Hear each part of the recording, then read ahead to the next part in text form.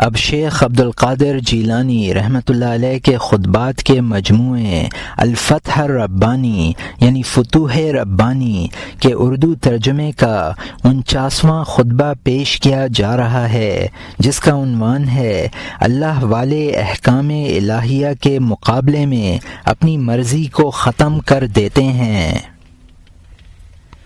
49ویں مجلس اولیاء اللہ کے بیان میں 21 شعبان 545 ہجری کو جمعہ کے دن مدرسہ قادریہ میں ارشاد فرمایا۔ عبداللہ ابن مبارک رحمۃ اللہ علیہ سے منقول ہے کہ بعض دنوں میں ان کے پاس ایک سائل نے آ کر کھانا مانگا۔ اس وقت آپ کے یہاں سوا 10 انڈوں کے کچھ حاضر نہ تھا۔ آپ نے اپنی خادمہ کو حکم دیا کہ وہ 10 انڈے سائل کو دے دے۔ اس نے 9 انڈے سائل کو دے دیے اور ایک چھپا لیا۔ بس جب کہ مغرب کا وقت ہوا، ایک مرد نے آ کر دروازہ ٹھوکا اور کہا یہ ٹوکری لے جاؤ۔ بس آپ دروازے پر گئے اور اسے لے کر دیکھا تو اس میں انڈے تھے۔ شمار کرنے سے معلوم ہوا 90 انڈے ہیں۔ بس اپنی خادمہ سے دریافت کیا 10واں انڈا کہاں ہے اور تو نے سائل کو کتنے دیے تھے؟ خادمہ نے کہا میں نے 9 سائل کو دے دیے تھے اور ایک آپ کے روزہ کے افطار کے لیے چھوڑ دیا تھا۔ بس عبداللہ ابن مبارک نے فرمایا تو نے ہمیں 10 انڈوں کا نقصان دیا۔ اولیاء اللہ کا اپنے رب عز و جل کے ساتھ ایسا معاملہ ہوا کرتا ہے، جو کچھ بھی قرآن و حدیث میں وارد ہے اس پر ایمان رکھتے تھے اور اس کی تصدیق کرتے تھے۔ قرآن کے بندے تھے، وہ اپنی حرکات و سکنات اور اپنے لین دین میں سر منہ احکام شرعی کی مخالفت نہیں کرتے تھے۔ ان کا معاملہ رب عز و جل کے ساتھ تھا۔ اس معاملے میں نفع حاصل کر کے اس کو لازم پکڑ لیا تھا۔ آستانہ الہی کا دروازہ کھلا ہوا دیکھا، بس اس میں گھس گئے اور غیر اللہ کا دروازہ بند پایا، بس اس کو چھوڑ دیا۔ انہوں نے غیر اللہ کے مقابلے میں خدا کی موافقت کی اور خدا کے مقابلے میں غیر کی موافقت نہ کی۔ اس کے دشمنوں سے اس کی موافقت میں بغض کیا اور اس کے دوستوں سے دوستی برتی۔ اسی واسطے بعض اولیاء اللہ نے فرمایا تو خلق کے مقابلے میں اللہ کی موافقت کر اور اللہ کے مقابلے میں خلق کی موافقت نہ کر۔ جو ٹوٹے ٹوٹ جائے اور جو جڑا رہے کچھ پرواہ نہ کر۔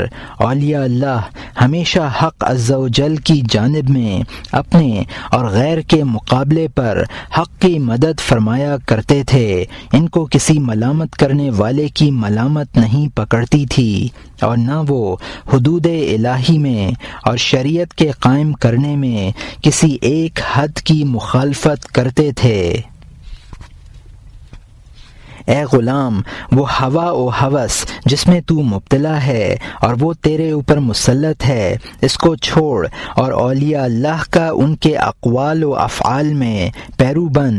محض جھوٹے دعوے ان کے درجوں پر جس پر وہ پہنچے ہوئے ہیں پہنچنا طلب نہ کر۔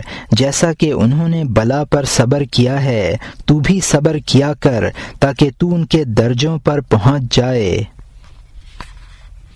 اگر بلا و مصائب نہ ہوتے تمام آدمی عابد و زاہد ہو جاتے، لیکن انسانوں پر جب بلا آتی ہے اور وہ اس پر صبر نہیں کرتے، بس وہ آستانہ الہی سے محجوب ہو جاتے ہیں اور محروم رہتے ہیں۔ جو صبر نہیں کرتا وہ عطیہ نہیں پاتا۔ تجھے جب صبر و رضا نہ ہوگا، یہ اس کی عبودیت سے تیرے نکل جانے کا سبب بن جائے گا۔ اللہ عز و جل نے اپنی بعض کتابوں میں ارشاد فرمایا ہے جو کوئی میری قضاء و قدر پر راضی نہ ہو اور میری بلا پر اس حیثیت سے کھانے لگو گے کہ تمہیں علم و فہم بھی نہ ہوگی۔ نفس مخلوق کے لیے خدا سے حجاب بنا ہوا ہے، پس جب وہ نفس درمیان سے اٹھ جائے گا حجاب زائل ہو جائے گا۔ اور اسی غرض سے ابو یزید بستامی علیہ الرحمہ نے فرمایا میں نے خواب میں اپنے رب تعالی کو دیکھا، پس عرض کیا اے بار خدا تیری طرف پہنچنے کا طریقہ کیا ہے؟ ارشاد باری ہوا اپنے نفس کو چھوڑ دے اور آ جا۔ پس میں نفس سے ایسے علیحدہ ہو گیا جیسے سانپ اپنی کیچلی سے۔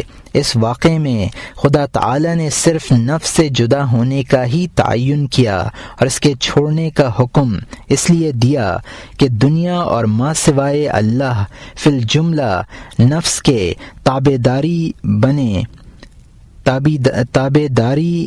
بنے۔ دنیا نفس کے لیے ہے اور اسی کے محجوب، اور آخرت بھی اسی کی ہے۔ دنیا نفس کے لیے ہے اور اسی کی محبوب، اور آخرت بھی اسی کی ہے۔ بتحقیق اللہ عز و جل نے ارشاد فرمایا اور جنت میں ہر وہ چیز موجود ہوگی جس کی نفس خواہش کریں گے اور آنکھیں ان سے لذت پائیں گی۔ اور آپ نے بات کچھ کلام کے ارشاد فرمایا کہ اولیاء اللہ ابراروں میں خلق اور بال بچوں کی مصلحتوں میں مشغول رہتے ہیں، اور رات میں رب تعالی کی خدمت اور اس کے ساتھ خلوت و تنہائی میں۔ اسی طور سے بادشاہ دن بھر غلاموں اور خدمت گاروں اور آدمیوں کی حاجت روائی میں رہتے ہیں، پس جب رات آ جاتی ہے تو وہ اپنے وزیروں اور مخصوص لوگوں سے خلوت کرتے ہیں۔ تم پر خدا رحم کرے، میں جو کچھ کہتا ہوں اس کو قلب کے کانوں سے سنو اور اس کو یاد کر لو اور اس پر عمل کرو۔ میں حق ہی کہتا ہوں اور حق کی جانب ہی سے کہتا ہوں۔ میں جو کچھ بھی کہتا ہوں حق تعالی کے راستے کی کیفیت جانتا ہوں تاکہ تم صبر نہ کرے۔ پس اس کو چاہیے کہ وہ میرے سوا دوسرا معبود بنا لے، تم اسی پر قناعت کر لو، غیر اللہ کو چھوڑ دو، اور مقدر جو کچھ بھی نفع و نقصان والا ہے یقیناً ہونے والا ہے۔ تم اسلام میں راسخ الاعتقاد ہو جاؤ تاکہ تم ایمان تک پہنچ سکو، پھر ایمان کو مضبوطی کے ساتھ پکڑو تاکہ تم درجہ یقین تک پہنچ جاؤ۔ پس اس وقت تمہیں وہ چیزیں نظر آنے لگیں گی جو اس سے قبل تم نے دیکھی بھی نہ ہوں گی۔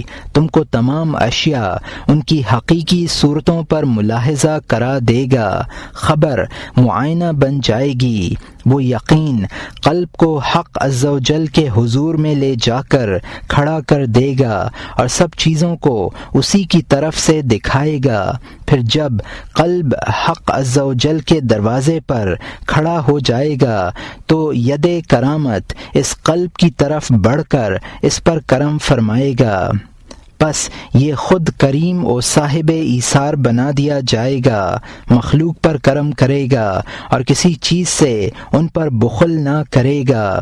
وہ قلب صحیح جو اللہ کے قابل بن جاتا ہے کرم والا ہو جاتا ہے، اور ایسے ہی وہ باطن جو کہ کدورت سے صاف ہو جائے، اور وہ دونوں کیسے صاحب کرم و کریم نہ ہو جائیں گے، حالانکہ ان پر اکرم الاکرمین نے کرم فرمایا ہوگا۔ اے قوم تم طاعت الہی میں کرم و ایثار، سخاوت و عطا کو لازم پکڑو، نہ کہ معصیت الہی میں، کہ ایسا کرم معرض زوال میں وبال کا باعث ہے۔ تم طاعت الہی کو لازم پکڑ کر حلال کمائی میں اس وقت تک مشغول رہو کہ تمہیں قرب الہی حاصل ہو جائے۔ پس تمہارے تمام غم و ہم اسی کی معیت میں اس کے سبب جمع ہو جائیں، نہ کہ اس کے غیر کی معیت میں۔ پس اس وقت تم خدا کے طبق فضل و کرم سے اس پر چلو۔ میں صرف اس بات پر تم سے قناعت کرنے والا نہیں ہوں کہ تم میرا واز سن کر یہ کہہ دو احسنتا، یعنی خوب بیان کیا، بلکہ تم اپنے قلب کی زبانوں سے احسنتا کہو اور میرے کہنے پر عمل کرو، اور اپنے عملوں میں اخلاص پیدا کرو، یہاں تک کہ میں جب تم سے عمل یا اخلاص دیکھوں تو میں تم سے کہوں تم نے بہت خوب کیا۔ تو کب تک اپنے نفس اور دنیا اور آخرت اور مخلوق اور ما سوائے اللہ پر نماز پڑھتا رہے گا، مخلوق تیرے نفس کا حجاب ہے اور تیرا نفس تیرے قلب کا حجاب اور تیرا قلب تیرے باطن کا حجاب۔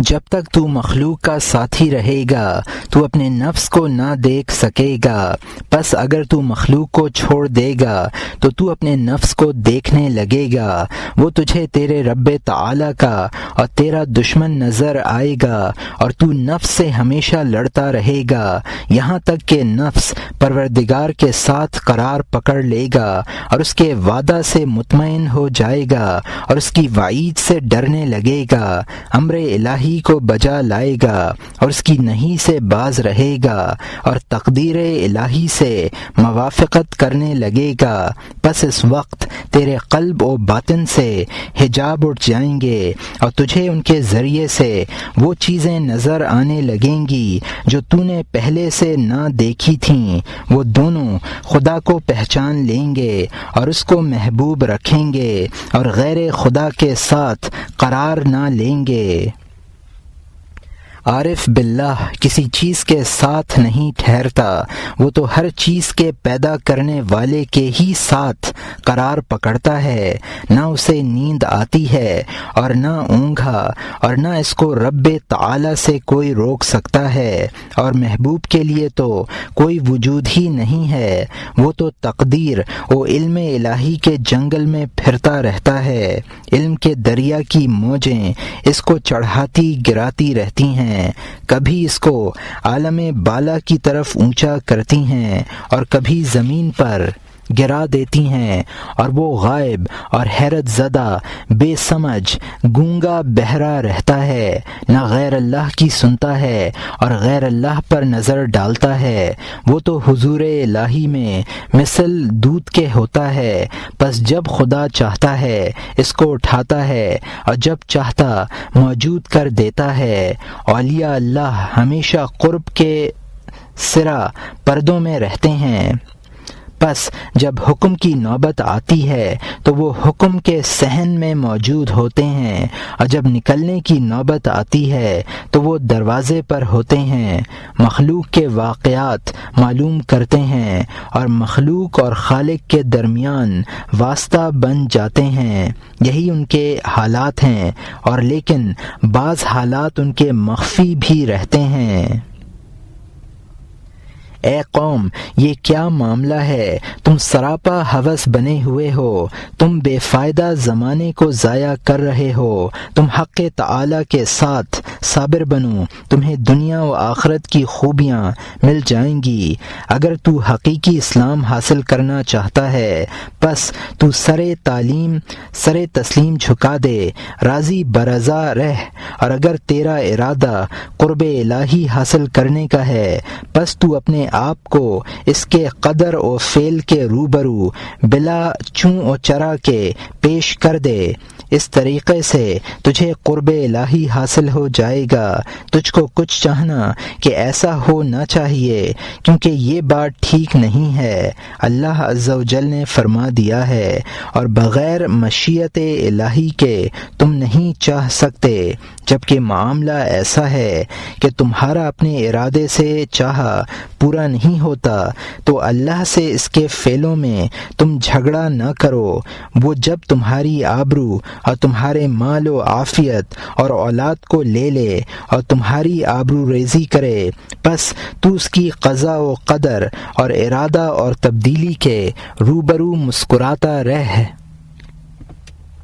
اگر تو قرب الہی چاہتا ہے، تجھے اس کے ساتھ صفائی مقصود ہے، تو اپنے قلب کو اس تک دنیا میں رہ کر پہنچانا چاہتا ہے تو تو ایسی حالت بنا کہ اپنے غم کو چھپاتا رہ اور اپنی تازہ روئی ظاہر کرتا رہ، آدمیوں سے خندہ پیشانی اخلاق حسنہ کے ساتھ میل جول رکھ۔ حضور صلی اللہ علیہ وسلم نے ارشاد فرمایا ہے، مسلمان کے چہرے پر بشاشت ہوتی ہے اور قلب میں غم، تو کسی طرف شکایت نہ لے جا، ایسا کرنے سے تو اس کی نظر سے گر جائے گا، اور جس امر کا تو نے شکوہ و گلہ کیا ہوگا وہ بھی تجھ سے دور نہ ہوگا، اور اپنے عملوں سے کسی عمل پر عجب و غرور نہ کر، کیونکہ عجب عمل کو فاسد اور عجب کرنے والے کو ہلاک کر دیتا ہے۔ جس شخص کی نظر توفیق الہی پر ہوتی ہے اس کا اپنے کسی عمل پر عجب و غرور دور ہو جاتا ہے۔ تو اپنا تمام مقصود اسی کو بنا، پس اس حالت میں یقیناً وہ اپنی رحمت تیری طرف متوجہ کر دے گا اور اپنی طرف پہنچا دینے کے سبب تیرے لیے مہیا کر دے گا، جبکہ تو اپنے اقوال و افعال میں جھوٹا ہوگا۔ تو اس بات پر کہاں قدرت رکھے گا کہ تو رب تعالی کو اپنا مقصود کلی بنا سکے؟ مخلوق سے تعریف کا طلبگار اور ان کی برائی سے ڈرنے والا طالب مولا نہیں بن سکتا ہے۔ حق اللہ عز و جل کا راستہ تو سرتاپا سچ ہی سچ ہے۔ اولیاء اللہ کے لیے تو سرتاپا بغیر کذب کے سچائی اور بلا ظہور کے سچائی ہے۔ ان کے فعل ان کے قولوں سے بہت زیادہ ہوتے ہیں۔ وہ مخلوق الہی میں خدا کے نائب اور ان پر خلیفہ ہوتے ہیں، اور خدا کی زمین میں سردار و کوتوال حفاظت کرنے والے، وہ تو اس کے یکتا و مخصوص بندے ہوتے ہیں۔ اے منافق، تجھ کو ان سے کیا نسبت؟ ان کا تجھ میں کیا نشان ہے؟ تو اپنے نفاق سے ان میں نہ گھس، ان کی صف سے علیحدہ رہ۔ یہ ولایت محض ظاہری ٹیپ ٹاپ اور صرف آرزو و قیل و قال سے نہیں مل سکتی ہے۔ قابلیت پیدا کر، اے اللہ تعالی ہم کو اپنے سچے بندوں میں سے کر دے، اور ہم کو دنیا و دین میں نیکیاں عطا فرما اور دوزخ کے عذاب سے بچا۔ غوث اعظم رضی اللہ تعالی عنہ نے فرمایا، تو محض نام لینے پر اللہ والوں کے حالات جاننے اور ان کے لباس پہن لینے اور ان کا سا کلام کرنے سے اکتفا نہ کر۔ تجھے ایسا کرنا ان کے افعال کی مخالفت کرتے ہوئے فائدہ نہ دے گا۔ تو بلا صفائی کے سراپا قدورت اور مخلوق بغیر خالق دنیا بغیر آخرت، باطل بلا حقیقت، ظاہر بلا باطن، قول بلا عمل اور عمل بلا اخلاص اور اخلاص بلا موافقت سنت کے ہے۔ تحقیق اللہ عز و جل ایسے قول کو جس پر عمل نہ ہو اور ایسے عمل کو جس میں اخلاص نہ ہو قبول نہیں فرماتا ہے۔ کوئی چیز بھی کیوں نہ ہو، جو چیز بھی مخالف کتاب اللہ اور سنت رسول اللہ صلی اللہ علیہ وآلہ وسلم کے ہوگی، مقبول نہ ہوگی۔ تیری یہ بناوٹ بغیر ثبوت کا دعویٰ ہے، پس یقیناً اس میں سے تجھے کچھ بھی اللہ تعالی قبول نہ فرمائے گا۔ اگر جھوٹ کے ساتھ تیرے مخلوق کی قبولیت حاصل بھی ہو جائے، پس تیرے لیے حق عز و جل کی قبولیت ہرگز حاصل نہ ہوگی۔ وہ تو دلوں کے اندر کی باتیں جاننے والا ہے۔ تو اپنے کھوٹے دام پیش نہ کر، کیونکہ پرکھنے والا دانا و خبردار ہے۔ بتحقیق اللہ عز و جل تیرے قلب کی طرف نظر کرتا ہے، نہ کہ تیری صورت کی طرف۔ وہ تیرے کپڑوں اور کھانوں اور ہڈیوں کے اندرونی حالت پر نظر رکھتا ہے۔ وہ تیری خلوت کو دیکھتا ہے، نہ کہ تیری جلوت کو۔ کیا تو اس سے نہیں شرماتا کہ تو نے خلق کے منظر کو مزین و آراستہ بنا لیا ہے اور منظر حق کو نجس بنایا ہے؟ اگر تو فلاح کا خواہش مند ہے، پس تو اپنے تمام گناہوں سے توبہ کر اور اپنے توبہ میں اخلاص پیدا کر۔ خلق کو شریک خدا بنانے سے توبہ کر۔ تیرا کوئی عمل خدا کے سوا دوسرے کے لیے نہ ہو۔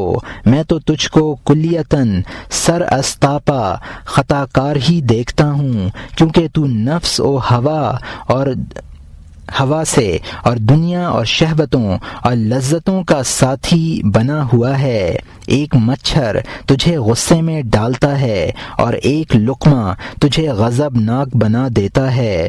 تو نفس کی رضامندی سے راضی ہوتا ہے اور اس کی ناراضی سے ناراض، پس تو نفس کا بندہ ہے، تیری لگام اسی کے ہاتھ میں ہے۔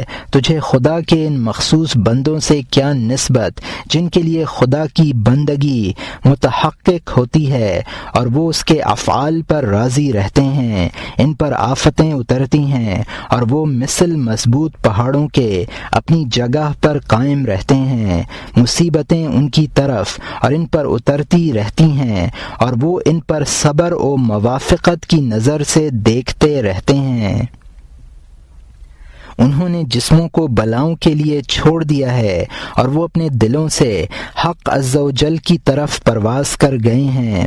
پس وہ بغیر آدمیوں کے خیمہ اور بلا پرندوں کے خالی پنجرہ ہیں۔ ان کی روحیں خدا کے حضور میں ہیں اور ان کے جسم خدا کے روبرو۔ اے اپنے رب سے روگدانی کرنے والو اور اے خدا سے وحشت کرنے والو، میری طرف بڑھو تاکہ میں اس کے اور تمہارے درمیان میں اصلاح کر دوں۔ خدا سے تمہارے بارے میں درخواست کروں، اس سے تمہارے لیے امن لے لوں اور اس کے روبرو میں عاجزی کروں تاکہ وہ تم کو وہ حق جو اس کے تم پر ہیں ہبہ کر دے۔ اے اللہ، تو ہم کو اپنی طرف لوٹا لے اور تو ہم کو اپنے دروازے پر کھڑا کر لے۔ تو ہم کو اپنا بنا لے اور اپنی خدمت میں لے لے اور اپنی معیت میں رکھ اور اپنی خدمت گاری میں رکھ اور راضی رہ۔ ہمارا لینا اور دینا سب اپنے لیے کر لے، ہمارے باطنوں کو اپنے غیر سے پاک کر دے۔ جہاں کی کہ تو نے ممانعت فرمائی ہے وہاں تو ہم کو نہ دیکھ، اور جہاں حاضر رہنے کا تو نے حکم دیا ہے وہاں سے ہم کو غیر حاضر نہ کر۔ ہمارے ظاہر کو اپنے گناہوں میں اور ہمارے باطن کو شرک میں مبتلا نہ کر۔ ہمارے نفسوں سے ہم کو اپنی طرف کھینچ لے، ہم کو از سرتاپا تو اپنا بنا لے۔ تیرے سبب سے تیرے غیر سے ہم غنی ہو جائیں، اپنی طرف غفلت کرنے سے ہم کو بیدار کر دے۔ ہم سے اپنی طاعت و مناجات کا ارادہ فرما اور اپنے قرب سے ہمارے قلوب و باطن کو لذت دے۔ تو ہمارے اور ہمارے گناہوں کے درمیان میں حائل ہو، جیسا کہ تو نے آسمان و زمین کے درمیان حائل و فاصل ہے، اور ہم کو اپنی طاعت کی طرف ویسا ہی قریب کر لے جیسے کہ تو نے آنکھ کی سیاہی و سپیدی میں نزدیکی کر دی ہے۔ تو ہمارے اور اپنے ناپسندیدہ امور کے درمیان میں ویسا ہی حائل ہو جا جیسے کہ تو اپنی معصیت کے متعلق حضرت یوسف اور زلیخا کے درمیان حائل و آڑ بن گیا تھا۔ اے قوم والو، تم اپنے نفسوں اور خواہشوں اور طبیعتوں کو دائمی روزہ اور دائمی نماز اور دائمی صبر سے پگھلا ڈالو۔ جب بندہ اپنے نفس و خواہش و طبیعت کو صحیح طور سے پگھلا لیتا ہے تو وہی اور اس کا مولا تعالی بلا مزاحمت غیر باقی رہ جاتا ہے۔ قلب و باطن اور مولا اور بغیر تنگی کے وسعت اور بغیر بے چارگی کے عافیت ہی باقی رہ جاتی ہے۔ تم عاقل بنو اور علم سیکھو اور اخلاص کے ساتھ عمل کرو۔ اے غلام، تو اول خلق سے بعدہ خالق جل مجدہ سے علم سیکھ۔ حضور نبی کریم علیہ الصلاۃ والتسلیم نے ارشاد فرمایا ہے کہ جو کوئی اپنے علم پر عمل کرتا ہے اللہ تعالیٰ اس کو وہ علم عطا فرما دیتا ہے جس کو یہ جانتا بھی نہ تھا۔ اولاً مخلوق سے علم سیکھنا ضروری ہے اور وہ حکم شرعی ہے، اس کے بعد دوسرے نمبر پر خالق سے، اور وہ علم لدنی ہے جو کہ باطن و اسرار کے ساتھ مخصوص ہے، اور بغیر استاد کے کسی علم کے حاصل کر لینے پر تو کیسے قادر ہو سکتا ہے؟ تو دارالحکم میں ہے، علم طلب کر کیونکہ علم کا طلب کرنا فرض ہے۔ حضور نبی کریم علیہ الصلاۃ والتسلیم نے ارشاد فرمایا ہے تم علم کو طلب کرو اگرچہ وہ ملک چین میں ہی ملے۔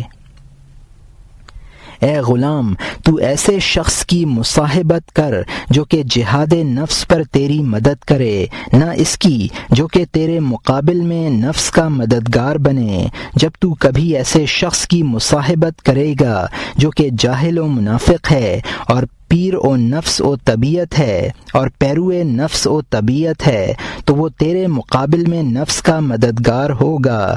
مشائخ کی صحبت دنیا کے لیے اختیار نہیں کی جاتی، بلکہ ان کی مصاحبت سے مقصود آخرت ہوتی ہے۔ جب کوئی شخص پیروئے خواہش و طبیعت ہوگا تو اس کی مصاحبت دنیا کے لیے کی جائے گی، اور جب وہ صاحب قلب ہوگا تو اس کی مصاحبت آخرت کے واسطے کی جائے گی، اور جب کہ وہ صاحب باطن ہوگا تو اس کی مصاحبت مولا تعالی کے لیے اختیار کی جائے گی۔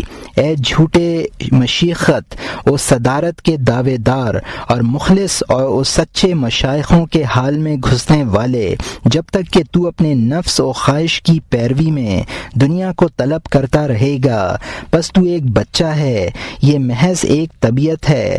بہت ہی کمیاب ایسا نفس ہوگا جو کہ دنیا سے اعراض کرے اور دنیا کو اختیار سے بغیر اضطرار کے چھوڑ دے۔ آیا نفس مطمئن بن کر مثل قلب کے ہو سکتا ہے؟ ایسا ہونا تو بہت ہی نادر اور دور از دور ہے۔ یہ تو نفس کے حق میں جب ہی درست ہو سکتا ہے جب کہ وہ دنیا اور آخرت اور ما سوا اللہ سب سے اندھا ہو جائے۔ جب کہ بندہ اپنے رب عز و جل سے قریب ہو جاتا ہے، اس کا خطرہ بڑھ جاتا ہے اور اس کا خوف بے حد زیادہ ہو جاتا ہے۔ اس وجہ سے وزیر بادشاہ سے بہت زیادہ خطرناک ہوتا ہے، کیونکہ وہ بادشاہ سے بہت ہی قریب ہوتا ہے۔ کوئی مومن خدا تک بغیر اخلاص کے پہنچ ہی نہیں سکتا۔ اس مرتبے پر پہنچ کر وہ بڑے خطرے میں پڑ جاتا ہے۔ اولیاء کرام بڑے خطرے میں رہتے ہیں۔ ان کے خوف کو جب تک کہ وہ اپنے رب عز و جل سے ملاقات نہ کر لیں سکون ہی نہیں ہوتا۔ جس نے اللہ عز و جل کو پہچانا اس کا خوف زیادہ بڑھ گیا، اور اسی واسطے حضور نبی صلی اللہ علیہ وآلہ وسلم نے ارشاد فرمایا، میں اللہ کو تم میں سب سے زیادہ پہچاننے والا اور تم سب سے اس سے زیادہ خوف کرنے والا ہوں۔ کوئی مومن خدا تک بغیر اخلاص کے پہنچ ہی نہیں سکتا۔ اس مرتبہ پر پہنچ کر وہ بڑے خطرے میں پڑ جاتا ہے۔ اولیاء کرام بڑے خطرے میں رہتے ہیں۔ ان کے خوف کو جب تک کہ وہ اپنے رب عز و جل سے ملاقات نہ کر لیں سکون ہی نہیں ہوتا۔ جس نے اللہ عز و جل کو پہچانا اس کا خوف زیادہ بڑھ گیا، اور اسی واسطے حضور نبی صلی اللہ علیہ وآلہ وسلم نے ارشاد فرمایا، میں اللہ کو تم میں سب سے زیادہ پہچاننے والا اور تم سب سے اس سے زیادہ خوف کرنے والا ہوں۔ حق عز و جل اپنے اولیاء کو جانچتا رہتا ہے تاکہ ان کو صاف بنا دے، بس وہ ہمیشہ خوف کے قدم پر کھڑے رہتے ہیں، تغیر و تبدل سے ڈرتے رہتے ہیں۔ اگر ان کی حالت میں امن پایا جاتا ہو، اگرچہ ان کو سکون عطا فرما دیا جائے، وہ مضطرب ہی رہتے ہیں۔ وہ اپنے نفسوں سے ایک ذرہ اور ایک رائی کے دانہ اور غیر کی طرف ادنا توجہ اور غفلت پر جھگڑتے ہیں۔ جب جس قدر ان کو سکون ملتا ہے اسی قدر وہ اور ڈٹے ہیں، جس قدر ان کو غنا عطا ہوتی ہے اتنے ہی حاجت مند ہوتے ہیں۔ خدا سے ان کی حاجت بڑھ جاتی ہے، جس قدر ان کو امن عطا ہوتا ہے اتنے زیادہ خوفناک ہوتے ہیں۔ ان پر جس قدر عطائے الہی ہوتی ہے رکتے ہیں، وہ جس قدر ان کو ہنساتا ہے وہ روتے ہیں، جس قدر وہ ان کو فرحت دیتا ہے وہ غمناک ہوتے ہیں۔ وہ دوسروں کی طرح حالت کے پلٹ جانے اور انجام کار کے خراب ہو جانے سے ڈرتے رہتے ہیں۔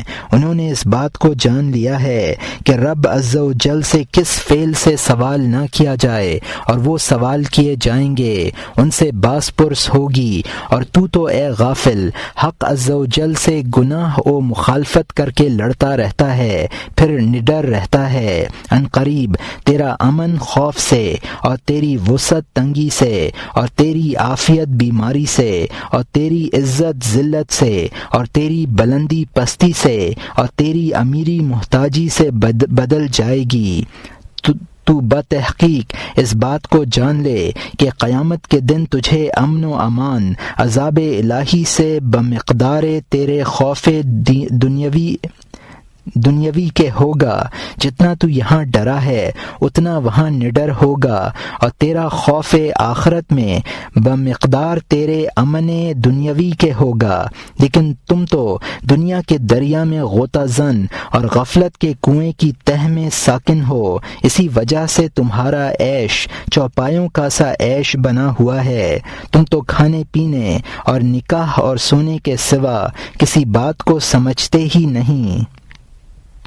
تمہاری حالتیں اہل دل اولیاء اللہ پر ظاہر ہیں۔ تم کو دنیا اور اس کے جمع کرنے کی حرص اور طلبی رزق کی ہوس نے اللہ عز و جل کے راستے اور اس کی آستان بوسی سے روک رکھا ہے۔ اے وہ شخص جس کو اس کی حرص نے رسوا کر دیا ہے، اگر تو تمام زمین والے اس لیے جمع ہو جائیں کہ تیری طرف ایسی چیز کو کھینچ لائیں جو کہ تیرے مقصوم میں نہیں ہے، تو اس قدرت نہیں رکھتے۔ تو مقسوم اور غیر مقسوم کی طلب پر حرص کرنا چھوڑ دے۔ عقل مند کے لیے یہ امر کیوں کر بہتر ہو سکتا ہے کہ وہ اپنے زمانہ کو ایسے امر میں ضائع کرے کہ جس سے فراغت حاصل کر لی گئی ہے۔ تو اپنے قلب سے کلیتاً مخلوق کو نکال ڈال، نفع اور نقصان دینے اور لینے، تعریف اور برائی، عزت و دولت، اقبال و ادبار میں مخلوق کی طرف نظر نہ کر، اور اس بات کا معتقد ہو جا کہ نقصان و نفع سب خدا ہی کی طرف سے ہے، اور بھلائی برائی سب اس کے قبضہ میں ہے، اور وہ ان دونوں کو مخلوق کے ہاتھوں پر چلاتا ہے۔ جب یہ حالت متحقق ہو جائے گی تو مخلوق و خالق کے درمیان سفیر اور مخلوق کے ہاتھوں کو پکڑ کر آستانہ الہی کی طرف لے جانے والا ہو جائے گا۔ تو ان کو گویا با اعتبار اپنی نسبت کے معدوم و مفقود جاننے لگے گا۔ خدا کے نافرمانوں کو تو جنہیں جہالت کی آنکھ سے دیکھے گا، پس تو ان کا علاج و معالجہ کرنے لگے گا، اور ان کی تکلیف دہی اور جہالت پر صابر بن جائے گا۔ اپنے پروردگار جل جلالہ کے فرما بردار عالم اہل عقل ہی ایسے اور نافرمان گناہگار جاہل و مجنون گناہگار نے اپنے پروردگار کو نہ جانا، پس اس کی نافرمانی کی اور اپنے شیطان کی پیروی و موافقت۔ اگر وہ خدا سے جاہل نہ ہوتا ہرگز اس کی نافرمانی نہ کرتا۔ اگر وہ اپنے نفس سے واقف ہوتا اور یہ جانتا ہوتا کہ وہ برائی کا حکم دیتا ہے تو کبھی نفس کی موافقت نہ کرتا۔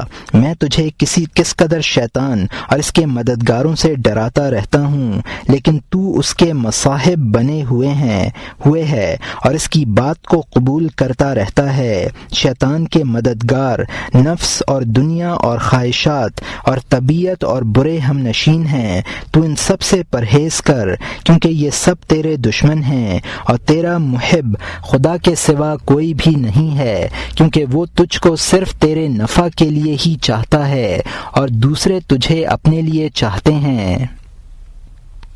جب تو اپنے نفس کو اپنی خلوت و تنہائی کی حالت میں مفقود کر دے گا، دوسرے طلبگاروں کے ساتھ میں ہو کر اس کو طلب کرے گا، اس وقت تیری تنہائی و خلوت خدا کے ساتھ مانوس بن جائے گی۔ جب تو اپنے نفس کو دنیا کے ساتھ اور اپنے قلب کو آخرت کے ساتھ اور اپنے باطن کو مولا تعالی کے ساتھ چھوڑ دے گا، پس اس وقت تیری خلوت انس بحق بن جائے گی، لیکن جب تک تیرے نزدیک نفس اور اغیار کا وجود رہے گا تجھے خلوت حاصل نہ ہوگی، تیری خلوت نشینی بیکار ہوگی۔ اللہ تعالیٰ کی معیت میں خلوت جب ہو سکتی ہے جب غیر اللہ سے کلیتاً انقطاع ہو، اس کو تو جب ہی پا سکتا ہے جب کہ اس کے غیر کو تو دشمن بنا لے۔ تجھے صفائی جب ہی مل سکتی ہے جب کہ تو صفائی و اہل صفا پر توجہ کرے۔ تو مخلص جب ہی بن سکتا ہے جب کہ تو آستانہ الہی کو دیکھے اور اہل اللہ کے ساتھ رہے۔ جب تو اپنی حقیقتاً ایسی حالت بنا لے گا تو مردان خدا کو دیکھ سکے گا۔ جب تو بادشاہ کے دروازے پر پہنچ جائے گا اس وقت اس کے نوکر چاکر وہاں کھڑے ہوئے تجھے نظر آئیں گے۔ تو نے بادشاہ کے دروازے کو ٹھوکا ہی نہیں ہے، اس کو دیکھا ہے، پھر تو کیسے اس کے نوکر چاکر کو دیکھ سکتا ہے؟ تیرے کلام کا اعتبار نہیں جب تک کہ تو اس کے دروازہ کو نہ دیکھ لے، اسی وقت تجھ کو اس کے غلام نظر آئیں گے۔ تیرا کلام معتبر ہی نہیں جب تک کہ تو اللہ عز و جل کو نہ دیکھے، اسی وقت تو سچائی دیکھ سکے گا۔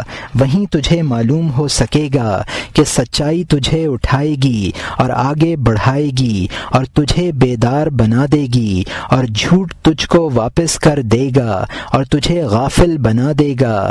تو سچے لوگوں کی معیت اختیار کر تاکہ تیرے ساتھ بھی انہی جیسا معاملہ کیا جائے۔ تو اپنے اقوال و افعال میں سچائی اختیار کر اور اپنی تمام حالتوں میں صابر بنا رہ۔ سچائی کیا ہے؟ خدا کا ایک جاننا اور اخلاص اور اللہ پر توکل کرنا۔ توکل کی حقیقت سببوں اور دوستوں و ارباب سے قطع تعلق کر لینا اور قلب و باطن کی حیثیت سے اپنی قوت و طاقت سے علیحدہ و دور ہو جانا ہے۔ اگر تو اپنا اتصال خدا کے ساتھ چاہتا ہے تو ہر ملاقاتی سے جو کہ ما سوا اللہ ہے قطع تعلق کر لے اور اپنے سے اور ان سب سے روگدانی کر لے۔ تو تمام حادث چیزوں سے روگدانی کر لے تاکہ تو ان کے موجد کی طرف پہنچ جائے۔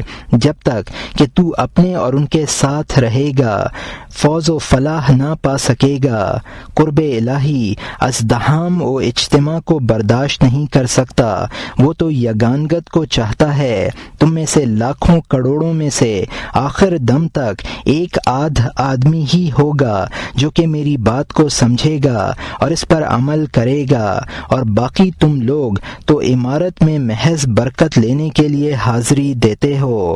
میں تو تمہارے لیے دارین کی بھلائی کا امیدوار ہوں۔ دنیا مسلمان کے لیے قید خانہ ہے، پس جب وہ اپنے قید خانے کو بھول جائے گا تب اس کو کشادگی ملے گی۔ مسلمان قید خانے میں ہیں اور عارف باللہ مستی و حدت میں، پس وہ قید خانے سے غائب ہیں۔ ان کو ان کے رب نے اپنے شوق کی شراب، اپنے انس اور طلب کی شراب اور خلق سے غفلت اور اپنے ساتھ بیداری کی شراب پلا دی ہے۔ جب رب تعالی نے ان کو یہ شرابیں پلا دیں پس وہ مخلوق سے علیحدہ ہو گئے اور خدائے تعالی کے ساتھ اس کی معیت میں مدہوش ہو گئے۔ قید خانہ اور قیدیوں سے غائب ہو گئے۔ ان کے لیے ان کی جنت و دوزخ دنیا میں ہی بعجلت بنا دی گئی۔ اللہ تعالی سے منازعت و مخالفت ان کے واسطے دوزخ ہے اور راضی برضا رہنا ان کی جنت۔ خدا سے غفلت ان کی دوزخ ہے اور بیداری جنت۔ عوام کے حق میں قیامت حساب و کتاب دینے کا نام ہے اور خواص کے حق میں مشاہدہ و معائنہ کا دن یہ کیوں کر نہ ہو؟ انہوں نے تو دنیا ہی میں اپنے نفسوں پر قیامت قائم کر لی ہے، قبل پٹنے ہی کے رو چکے ہیں، پس مار کے حاضر ہونے کے دن ان کا پہلے کا رونا ان کو نفع دے گا۔ حضرت سفیان ثوری رحمۃ اللہ علیہ کو خواب میں دیکھا گیا اور آپ سے دریافت کیا گیا کہ آپ کے ساتھ خدا نے کیا معاملہ کیا؟ جواب دیا کہ اس نے مجھے اپنے روبرو روبرو کھڑا کر کے ارشاد فرمایا، اے سفیان، کیا تجھے یہ معلوم نہ تھا کہ میں بخشش و رحمت کرنے والا ہوں؟ تو بکثرت میرے خوف سے روتا رہا، کیا مجھ سے تجھے شرم نہ آئی؟ تو اپنی طبیعت اور خواہش اور اپنے شیطان کو چھوڑ دے اور ان کی طرف مائل نہ ہو۔ جب یہ امر ثابت ہو جائے پس تو اپنے اور برے ہم نشینوں کے درمیان میں عداوت پیدا کر لے، اور تا وقت یہ کہ وہ تجھ سے موافقت نہ کریں تو ان سے دوستی نہ کر۔ توبہ دولت کا کایا پلٹ کرنا ہے۔ جس نے توبہ کی اور قبل توبہ کے جو اس کی حالت تھی اس کو نہ بدلا، پس وہ اپنی توبہ کرنے میں جھوٹا ہوا۔ جب تو اپنی حالت کو بدلے گا تیرے اوپر تبدیلی کی جائے گی۔ ارشاد الہی ہے کہ بتحقیق اللہ کسی قوم کی حالت کو نہیں بدلتا تا وقت یہ کہ وہ اپنے نفسوں کی حالت کو نہ بدلیں۔ دنیا میں تو کسی پر ظلم نہ کر، کیونکہ تو ظلم کرنے پر آخرت میں پکڑا جائے گا۔ دنیا میں عدل و انصاف کر تاکہ وہ تجھ کو جنت کے راستے سے منحرف نہ کر دے۔ ظالموں نے جب انصاف کو چھوڑ دیا ان کو جنت کے راستے سے دور کر دیا گیا، جو کہ انصاف والوں کا گھر ہے۔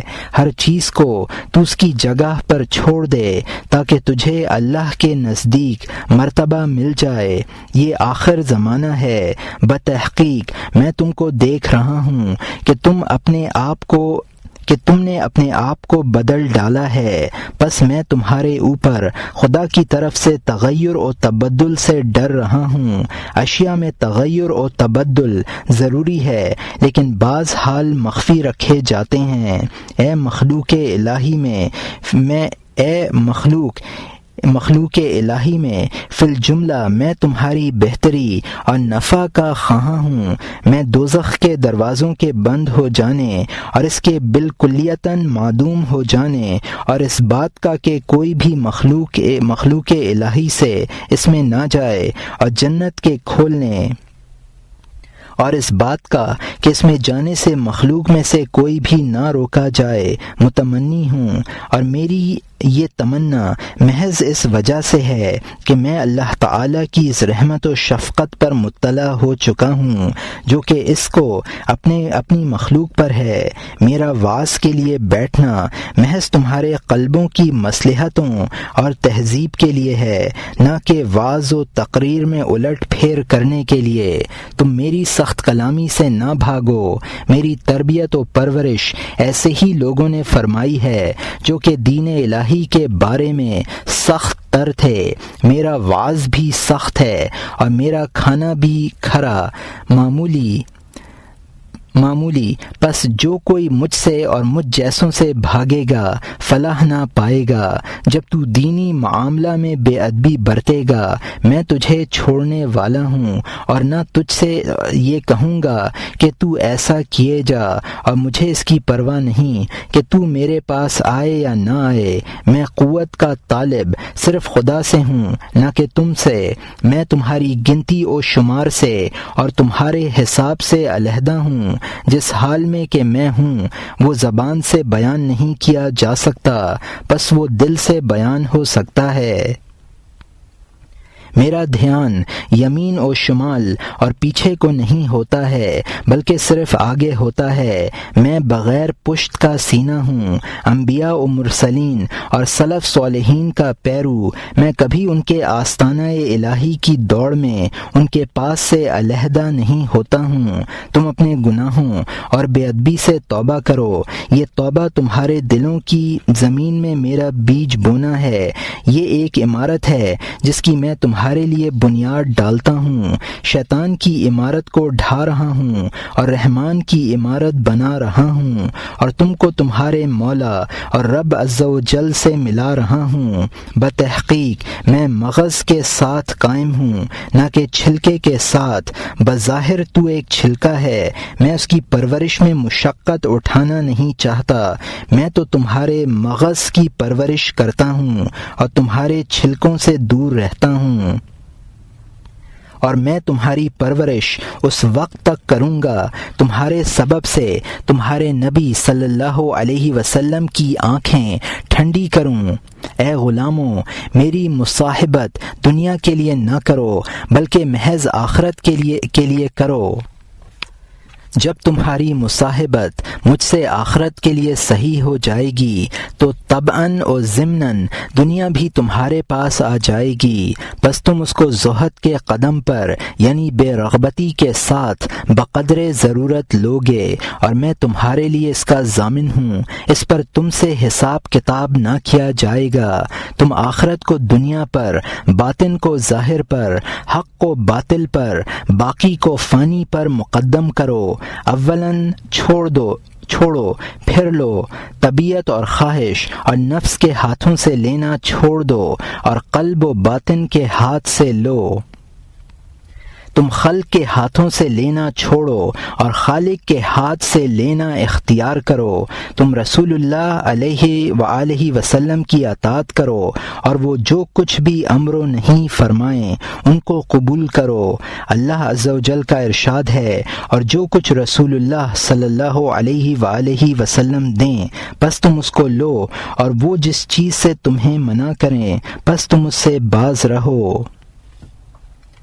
تم اللہ و رسول کے حکم کے وقت درندہ بہادر بنے رہو اور اس کی ممانعت کے وقت بیمار و لاچار، اور تقدیرات قضا کے آنے کے وقت مردہ بن جاؤ۔ سر جھکا دو اور اس کے ساتھ آپس میں اچھے اخلاق برتو۔ تم اللہ عز و جل سے اپنے لیے وہ چیز جو اس کے علم کے خلاف ہو طلب کرو، اور تمہارے اور دوسروں کے بارے میں جو احکام قضا و قدر کے ہوں اس کی موافقت کرو۔ نبی صلی اللہ علیہ وآلہ وسلم سے مروی ہے کہ آپ نے فرمایا، جب اللہ عز و جل نے قلم کو پیدا فرمایا ارشاد کیا، اے قلم لکھ۔ قلم نے دریافت کیا لکھوں؟ ارشاد ہوا، مخلوق کے بارے میں قیامت تک میرے حکم ہیں، سب لکھ دے۔ اے قلب کے مردو، نفسوں سے زندہ رہنے والو، تمہارے قلب مردہ ہو گئے ہیں، پس تم اس کی غم و مصیبت میں بنسبت غیروں کے غم کے زیادہ تر متوجہ ہو۔ قلبوں کی موت اللہ عز و جل اور اس کے ذکر سے غافل ہو جانا ہے، پس تم میں سے جو کوئی اپنے قلب کو زندہ کرنا چاہے پس اس کو ذکر الہی کے لیے چھوڑے، اور اس کے لیے اور اس کے انس کے لیے اور اس کی حکومت و عظمت اور مخلوق کی طرف تصرفات کرنے میں توجہ کے لیے متوجہ کر دے۔ اے غلام، تو اول اپنے قلب سے حق عز و جل کا ذکر کر، بعدہ اپنے بدن سے۔ تو اپنے قلب سے اس کا ذکر 1000 مرتبہ کر اور اپنی زبان سے 1 مرتبہ۔ آفتوں کے آنے کے وقت خدا کا ذکر صبر سے کیا کر، اور دنیا کے آنے کے وقت ترک سے، اور آخرت کے آنے کے وقت توحید کے ساتھ، اور ماں سوائے اللہ کے آنے کے وقت ان سے منہ پھیر لینے سے ذکر کیا کر۔ جب تو اپنے نفس کی باغ کو ڈھیلا کر دے گا تو وہ تجھ میں لالچ کرنے لگے گا اور تجھے گرا دے گا۔ تو نفس کے تقوی کی باغ دوڑ اور بیہودہ قیل و قال کو چھوڑ دے۔ موت کا ذکر تیرے قلب کو صفائی بخشے گا اور دنیا کو تیرا مبغوض بنا دے گا، تیرے قلب سے پردہ کو کھول دے گا، پس تو مخلوق کو فانی، مردہ، ہلاک شدہ، عاجز دیکھنے لگے گا کہ ان میں نہ نقصان ہے اور نہ نفع۔